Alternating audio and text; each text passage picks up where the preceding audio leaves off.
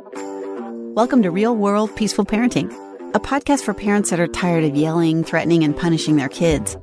Join mom and master certified parent coach Lisa Smith as she gives you actionable, step-by-step strategies that'll help you transform your household from chaos to cooperation. Let's dive in. Welcome to today's episode, which happens to be our first episode of 2023. So let me say, Happy New Year. I hope 2023 is your best year yet, especially when it comes to connecting with your kids. I'm going to declare 2023 to be the year of unconditional love. And one of the things that I hope to share with you this year is a unique definition and approach in parental unconditional love. So throughout the year, I'll be bringing you special episodes that speak to this all too important concept and find ways to shift your perspective and give you the tools you need to reinforce that your kids feel unconditional love from you as their parents. So stay tuned for that. I can't wait to dig into that. Now, as we ring in 2023, I have a special treat for you this week. As you know, I try to bring you tips, ideas, and support that helps you create deep connection and cooperation with your kids.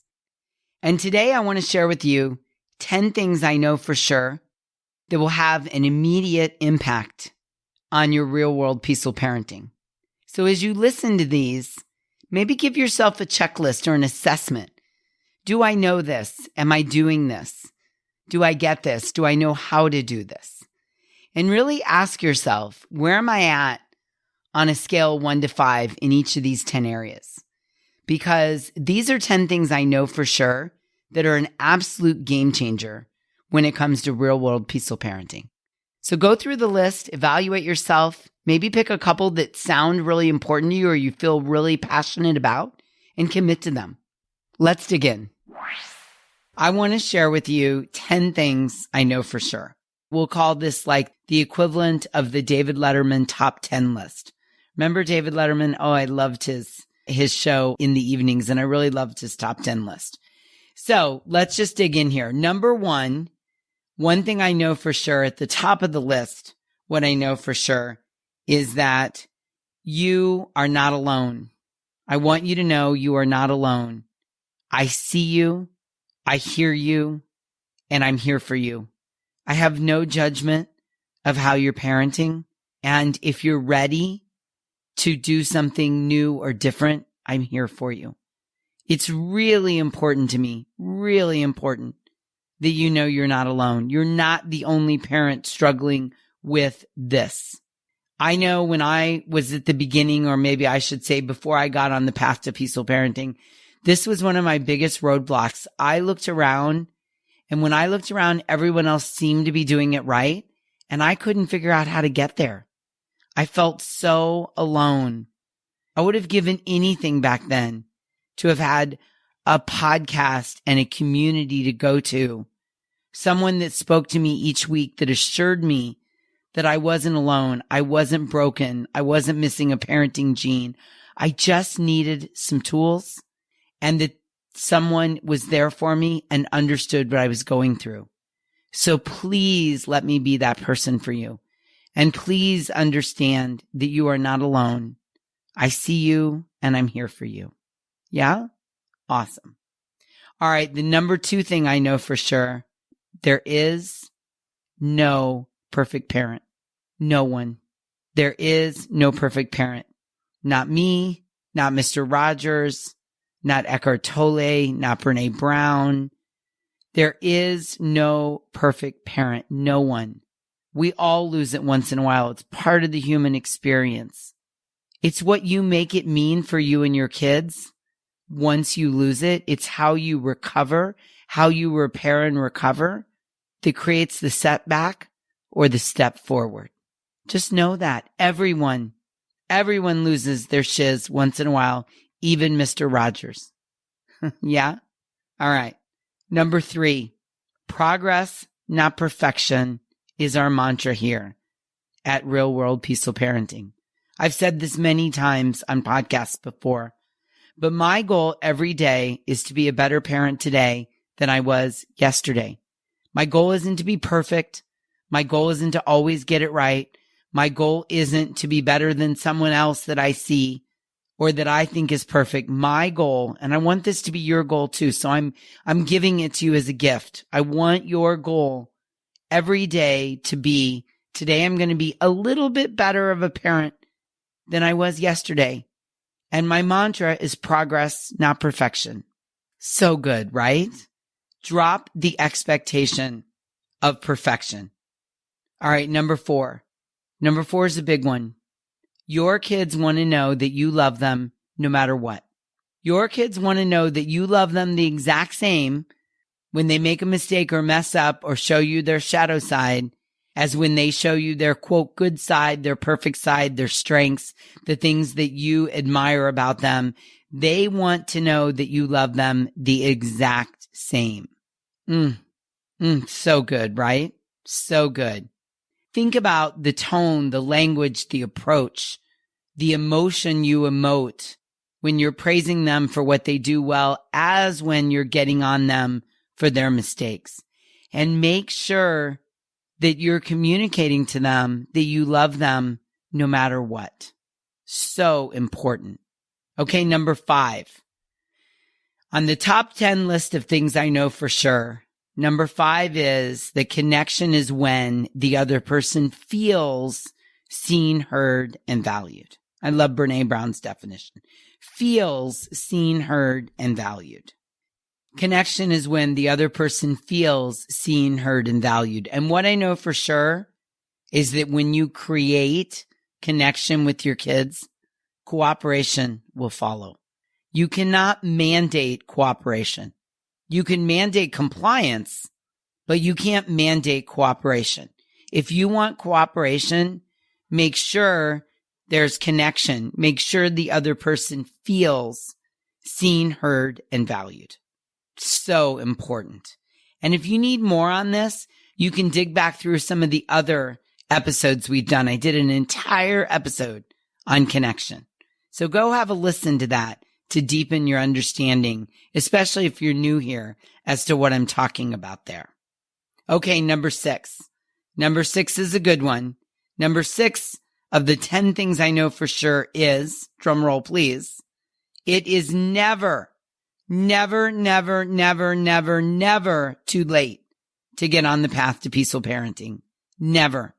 I don't care how old your kids are. I don't care how dysregulated your home's been. I don't care how dominantly you've parented. It's never too late to get on the path to peaceful parenting. I have worked with parents of all ages, including parents of adult children. It is never too late to get on the path to peaceful parenting. And you're doing it just by being here, just by showing up every week and listening to the podcast. So well done. Please, I beg you, please don't ever think something like, I've already screwed him up, or it's too late, or there's no turning back, or this won't work. Please do not allow your brain to indulge in those thoughts. It is never too late to get on the path to peaceful parenting. Got it? Awesome. All right, number 7. Number 7 is slip, stray, or screw up. Just begin again. Just bring yourself back to center. Just start where you're at. Take a deep breath. Regulate yourself. Forgive yourself. And just begin again. I love that so much. Just begin again. Can you commit to that? It's so helpful, especially this time of the year, because times are stressful and intense, and there's going to be storming by your kids. So if you accidentally slip or stray or join in the storming, or you lose your shiz, or you get dysregulated, just begin again. Take a pause, gather yourself, regulate, take a time out, come back and begin again. You can start on the path again over and over and over again. And that doesn't make you a failure. That makes you someone committed to the practice of peaceful parenting. Let me say that again. If you have to begin again because you've slipped, strayed, or screwed up over and over and over again, it doesn't make you a failure or not good at it or doomed or not capable of peaceful parenting. It just means you're on the path and you're working at the practice of being a peaceful parent, just like you'd be working at the practice of yoga or walking or exercising or playing the guitar. You just begin again. Oh, I love that so much. And I remind myself of that on the regular. Lisa, just begin again. All right. Number 8 in the 10 things I know for sure. Number 8 is definitely one of my favorites. And it's that mistakes are normal. And mistakes are about a process problem, not a character problem. I have a coach, and a few years ago, she taught me that mistakes in life can be boiled down to a process problem or a character problem. And what I know for sure is that the mistakes your kids are making are just a process problem. We've talked about this before. They're not giving you a hard time. They're having a hard time. They're having trouble expressing their emotions. They're having trouble processing their emotions. They're not having trouble putting their shoes on because they're of poor character, or they're trying to give you a hard time, or they're trying to disrespect you. Maybe they're not good at putting their shoes on yet. Maybe they're not 10,000 hours in. Maybe there's a process problem in the order that you're getting ready in the morning. Maybe there's a process problem for getting their needs met. And as a result, there's a lot of sibling fighting going on in your family. I encourage you, I really, really, really strongly encourage you to look at your kids, all of them's mistakes, as a process problem, not a character problem. Why, you ask? Well, let me tell you. When you think about something as a process problem, you just think about, how am I going to solve this? What's going on here? What's wrong with the operation or the process that we have going on, right? Like maybe you're having trouble getting dinner on the table at night and you think to yourself, okay, what do I need to do here? Do I need to food shop once a week? Do I need to prep? Do I need to make a menu? What do I need to do to create a situation where dinner gets on the table with ease, right? That's a process problem. There's no moral or character problem there. I just need a system or a process that allows me to get dinner on the table at night with ease, right? Okay. Well, the mistakes, can you see that? Yes, I know you can. So the mistakes your kids are making are a process problem. And when we think about it that way, we think about, how do I solve this problem? What is really going on here? How do I scuba dive down to what's really going on and solve the problem? When you think about your kids' mistakes as a character problem, you're judging them. Oh, he's being so disrespectful. She's giving me a hard time. He's being difficult. And when we start judging our kids, we're going to get triggered. And when we get triggered, we're going to start storming alongside our kids. And then nothing gets solved. When there's a storming parent and a storming child, there's an explosion 100% of the time. So I want to encourage you to not think about your kids' mistakes as character problems. There's not a character problem. There's a process problem here. And I can come at it from a curious, not furious mindset. I can wonder what's going on. I can wonder what problem needs to be solved and how do we set about to solve it. Completely different than judging and getting triggered and storming. So one thing I know for sure is that it's easier to stay calm and peaceful and regulated when you approach your kids' mistakes as a process problem rather than a character problem. I use this mantra, process problem, not a character problem, in every aspect of my life. And I will share with you that since I incorporated this language in and started looking at challenges and problems and mistakes through that lens, I've had a complete transformation. It's changed how I see everything. And it sets my brain up in a way that it just wants to solve the problems, not go down the black hole of judgment and trigger and storming. So again, my gift to you at the end of the year, my gift to you is to incorporate the mantra, process problem, not character problem. Oh, you're so welcome. You're so welcome. All right. The number 9 thing I know for sure is that conflict is growth trying to happen. Whoo, I know, girl, your socks just flew across the room. I know. Conflict is growth trying to happen. When someone shared this with me, I'll never forget where I was, what I was wearing, exactly what I was thinking when this person said, Lisa, conflict is just growth trying to happen. Total game changer. Rewired my entire brain, I kid you not. So when you and your kids are having conflict, it's growth trying to happen. It's growth expanding. It's like the egg is cracking open. That doesn't mean we have to be excited or jump up and down or be thrilled that we're having conflict in our personal relationships. But when I do remind myself, when my son is pushing back against something, when he's pushing back against bedtime or curfew or trying to understand something, I remind myself that he is growing. His brain is expanding. Our relationship is growing. I'm learning. He's learning. And that conflict is growth trying to happen. It softens me just enough to be empathetic and understanding, to listen deeply, to wonder what's really going on here. It sets me up to scuba dive down to the feelings and needs. It's such a beautiful way to think about conflict, that it's growth trying to happen. I use this in all relationships in my life, all relationships. I try my best to remind myself that conflict is growth trying to happen. Oh, I love it. And the number 10 thing I know for sure is that underneath all of our kids' big behavior is unmet feelings and needs. All humans at all times are just trying to get their needs met.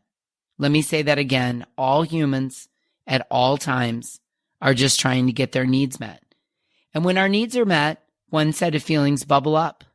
And when our needs go unmet, another set of feelings, usually negative, bubble up. The volcano starts to fill with lava. And when the volcano fills up, what spews out the top is, quote, bad behavior. If you can remember this, and you can remember to scuba dive down to the feelings and needs, total game changer on your path to peaceful parenting. I promise you. When I work with parents to scuba dive down past the behavior, down to the feelings and needs, and solve for the feelings and needs, the behavior takes care of itself. So as we begin to turn our attention to 2022, please join me in becoming a scuba diver. I want to encourage you to leave behind the habit of snorkeling at the top, focusing on the bad behavior, quote unquote, and scuba dive down. Become a scuba diver where you get curious, not furious, and you scuba dive down to the unmet feelings and needs. Because what I know absolutely 100% with no doubt for sure is that if you scuba dive down and solve for the feelings and needs, the behavior will take care of itself. I promise you. So are you ready to join me in becoming a scuba diver? Because this is one of the most important things we're going to work on next year, is becoming a scuba diver who goes underneath the behavior down to the feelings and needs and works with their kids to solve the feelings and needs so that the behavior can fall away rather than focusing on the behavior. Yeah? Awesome. So let me just recap here for you the 10 things that I know for sure. Number 1, you're not alone. I see you and I'm here for you. Number 2, there is no perfect parent. No one. We all lose it once in a while. It's what you make it mean for you and your kids that creates the setback or the step forward. Number 3, progress, not perfection, is our mantra here at Real World Peaceful Parenting. And our goal is to be a better parent today than yesterday. Number 4, your kids want to know you love them no matter what. Your kids want to know you love them the exact same when they show you their strengths as when they show you their weakness. Number 5, connection is when the other person feels seen, heard, and valued. Number 6, it is never, ever, ever too late to get on the path to peaceful parenting. Number 7, slip, stray, or screw up, just begin again. Bring yourself back to the practice of peaceful parenting and begin again. Number 8, mistakes are normal, and we think about mistakes as process problems, not character problems. Number 9, conflict is growth trying to happen. And number 10, underneath all, quote, bad behavior is unmet feelings and needs. And when we scuba dive down to the feelings and needs and take care of them, the behavior will take care of itself. I love this list so much, and I really hope you do too. We've made a downloadable worksheet of this available to you in the show notes. So if you want to print this out and share it with your co-parent, you want to print it out and put it on the fridge, you want to print it out and talk to your kids about it, you want to print it out and put it on your bathroom mirror so you can look at it every morning while you're getting ready, I encourage you to do that. That is worthwhile to remember these, to review them on the regular. It will help set your intention for the day as you're parenting your kids. I love it. I love you. And until we meet again, I'm wishing you peaceful parenting. Thank you so much for listening today. I want to personally invite you to head over to thepeacefulparent.com/welcome and sign up for my free Peaceful Parenting mini course. You'll find everything you need to get started on the path to peaceful parenting just waiting for you over there at www.thepeacefulparent.com/welcome. Can't wait for you to get started. Thanks for listening to Real World Peaceful Parenting. If you want more info on how you can transform your parenting, visit thepeacefulparent.com. See you soon.